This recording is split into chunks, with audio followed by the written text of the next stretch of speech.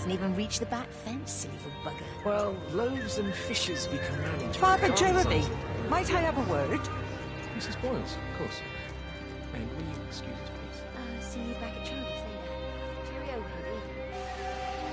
I was speaking to Barbara. She said there were some irregularities about Mary's morphine. Good grief. Those are private medical records. Barbara should know better than to be discussed.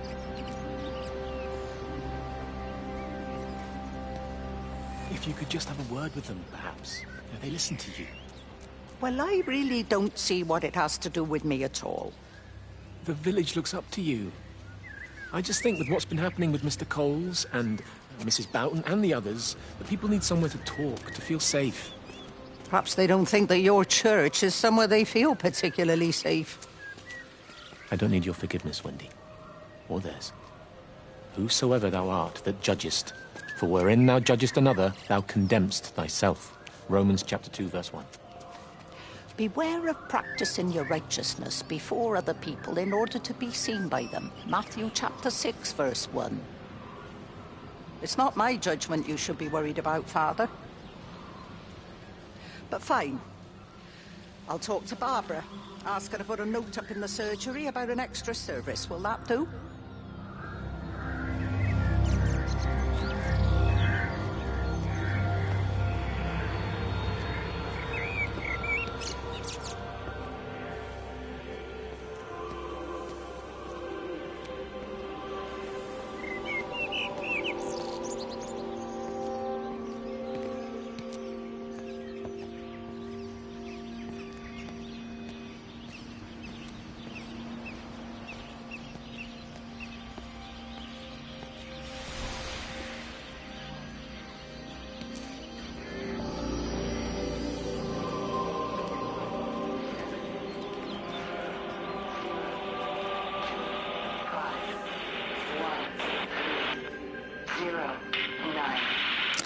It wasn't just some distortion of physics. I may not understand it yet, but it wasn't an accident. All of the clocks, what happened at Tower 6, it's just not random. There's an effort. An attempt to communicate.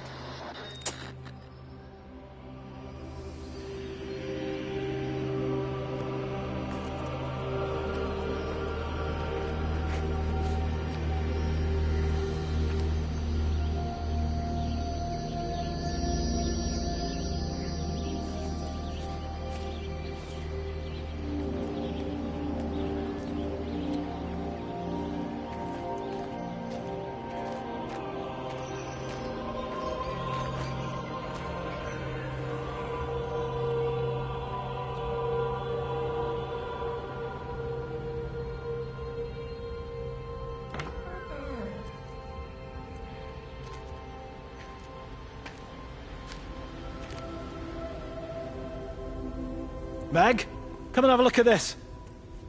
Oh, I don't believe it. Charlie? Jeremy reckons someone had been raiding all the empty houses. He said a load of stuff had been taken. What's that? It looks like someone's been collecting their own supplies. Bastard.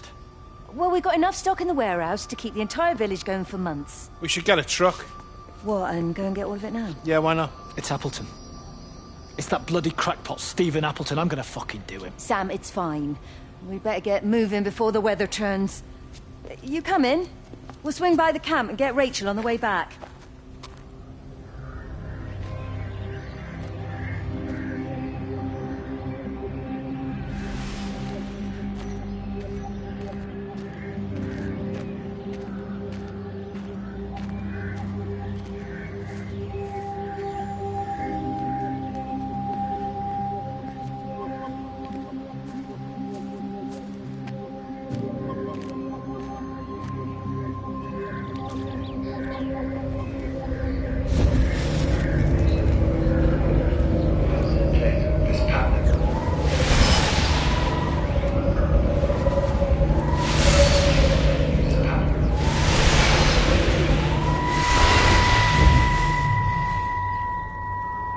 I saw you from the main road. Not many people are moving around now. I was looking for Dr. Wade. Listen, Frank. I don't know what's happened, but your Stephen seems to think he's responsible. I reckon he is. You said, Kate's still up at the observatory, but the gates are locked. Frank, there's going to be a rescue soon, I'm sure of it. They'll send planes or something. Well, they'll send planes, all right. This pattern of his, we're in the center of it. Which means if they intend to stop it, we're right in the firing line.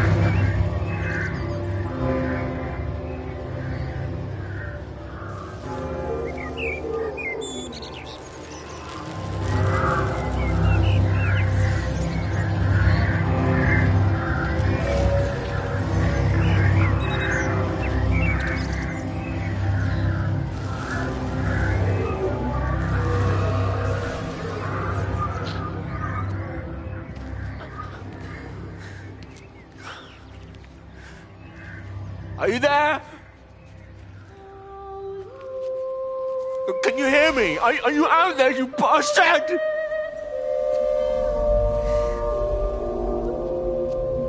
You got them all?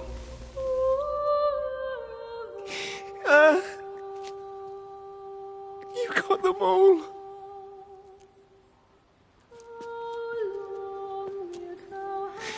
Oh, Jesus Christ. Help me, oh Lord. Give me strength. Hello? Hello, is anyone there? Is anyone still there? Oh. You are still here then. I should have expected that. Come on then. Let's get this over and done with. I've got my parishioners to attend to.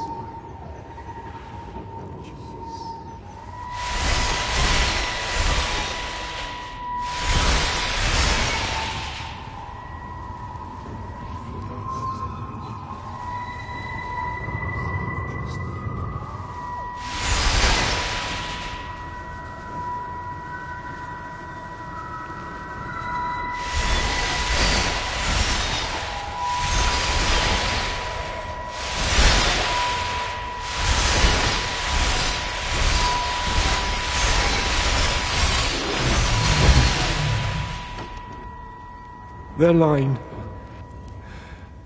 has gone out through all the earth, and their words to the end of the world. In them hath he set a tabernacle for the sun.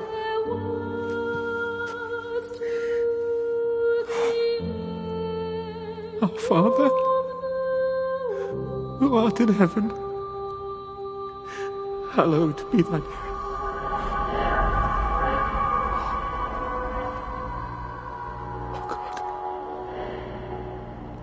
Oh God.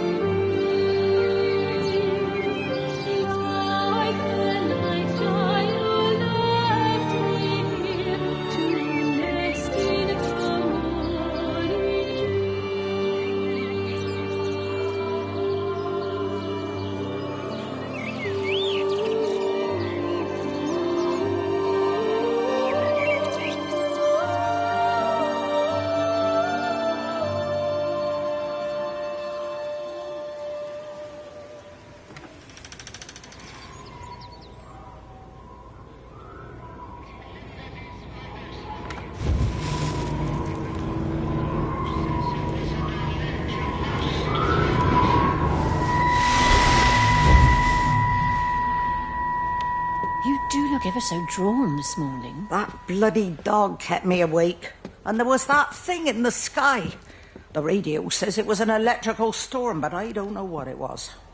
This morning, I found some dead birds in the garden. I'm sorry to hear that.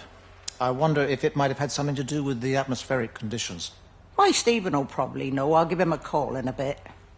Wendy, I've popped around because we've had some incidents with some of the more elderly residents. Mrs. Bout has, well, vanished, for want of a better word. Wandered off somewhere, no doubt. I thought I'd best check and see you're all right. The council are talking about a flu epidemic. Yes, well, I'm not sure it's flu as such.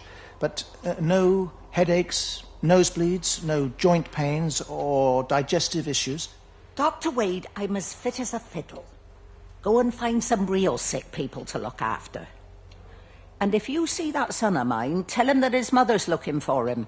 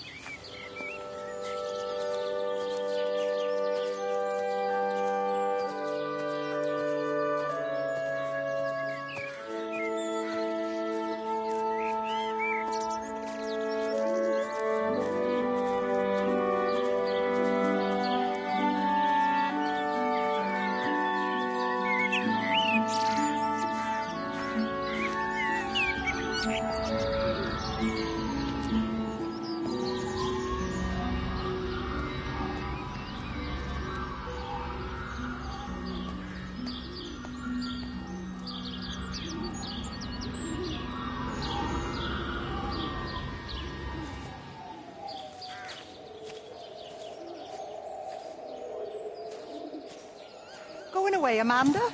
Oh, just for a few days, yeah. First thing in the morning. I don't want the kids to catch this flu if it's going round. It's probably that father, Jeremy, spreading it around while he tries to bully everyone into donations for the summer fete. It seems very quiet in the village, actually, Wendy. Not much bullying to be done. Oh, Father, I didn't know you were here. Clearly. Listen, I came up here to tell Amanda that we've had some vandalism in the village. Must be a teenage thing. Tagging, I think they call it. Someone's painting all over doors and things. Little vandals. Well, I'll tell Neil to make sure we're properly locked up when we go. A good man like my Eddie gone. And these thugs and yops running around defacing property. He gave everything to his country, and look what he got in return. Nothing but an early death. He had a good life, Wendy. He had a short life. I look to my birds, Father. Lives lived unencumbered, free and simple. That's as God meant things to be.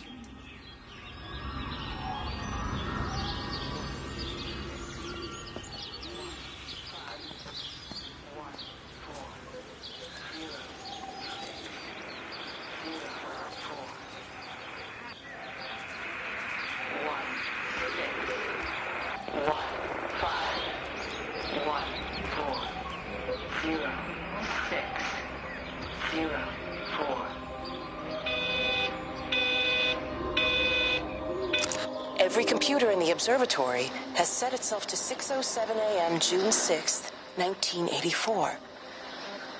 I don't understand what that means.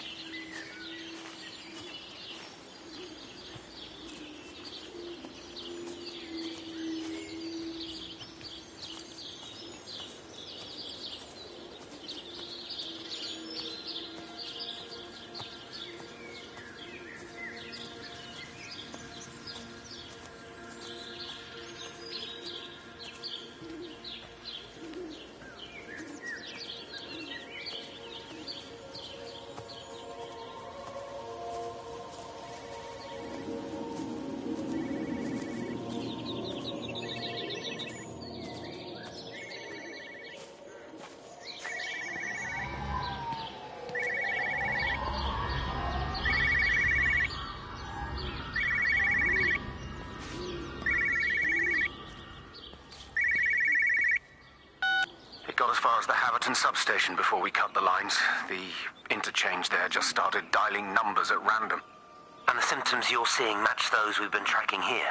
Sickness, headaches, nosebleeds, eventual hemorrhage, then just light, whatever the hell that means. Then we've got to stop it before it finds another way out of the valley.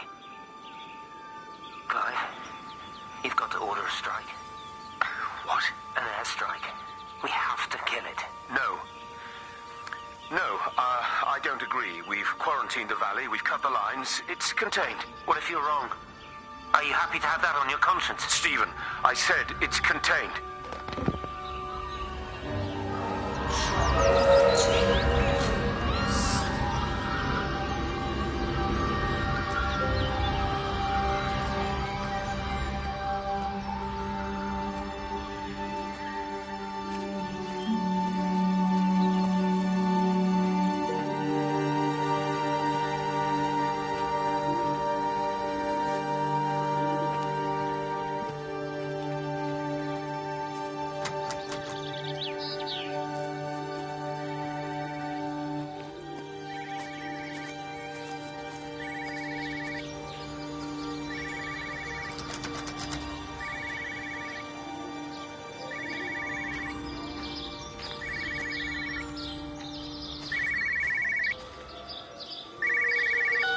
Hello, Frank Appleton. Break a lost cowboy, this is Travelling Sherlock. You copy, over. You daft bugger, Charlie. You don't do it when you're using the phone. You'd say this too seriously, Appleton, I'm telling you. It is serious. It's not larking about.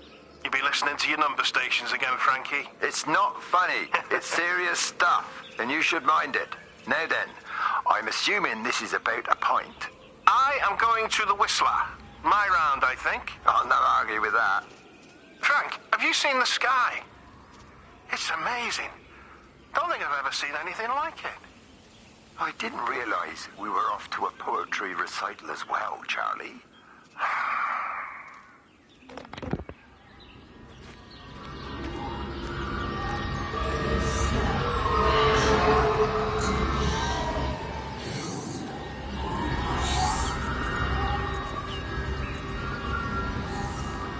Terry called this morning. Said there was a problem with Harvey. Said he couldn't get through to the vet, so I said I'd come round and take a look. There's a lot of dead birds today. More here, too, poor little things. I've been trying to get hold of Steve, and he always knows what to do. Got round here and no sign of either of them. With any luck, the stupid creature will have run under a car. It's probably rabies.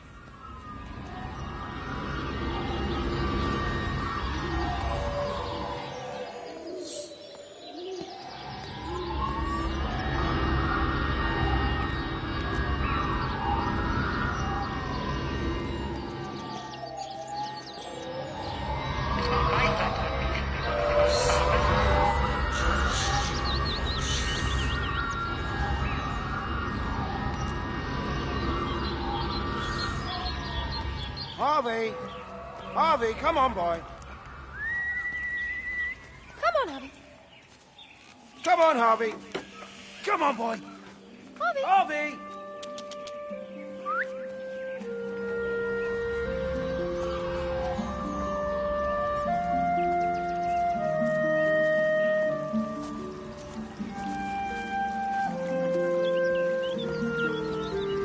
Just push it. Push the bloody thing. You push it. I told you it would get stuck. Should have just taken the car. This was a stupid idea. Moving here was a stupid idea. And I told you, Barbara said they've blocked the roads. Barbara says... You go and look then. Wait, is that Harvey? Harvey? Harvey! Harvey! Here, boy! Come here, boy!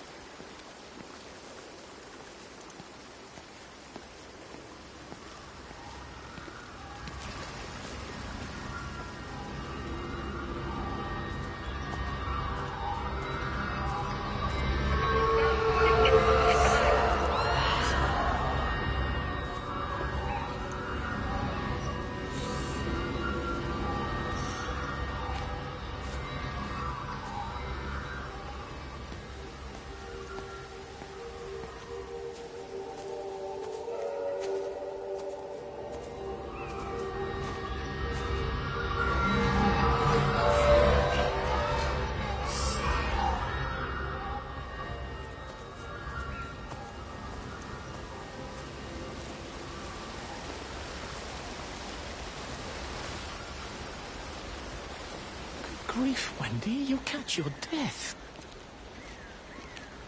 They're all dead, Father. All of my birds. Here. Take my jacket. I tried to be a good woman. A Christian woman. But I've been proud. Just as the Lord forgave you, so also should you. What matters is we try our best. God sees that. Come back to the village with me. I'm not so far from Stevens now. I need to find my son. It's what Eddie would have done. Yes. I suppose it is. I'll say a prayer for you. Thank you, Father. She loved you, you know, Mary. You helped her. I'm sorry if I judged you harshly. It doesn't matter now. It's late. You should find a place to sleep. I'm sure when the sun comes up, everything will seem better.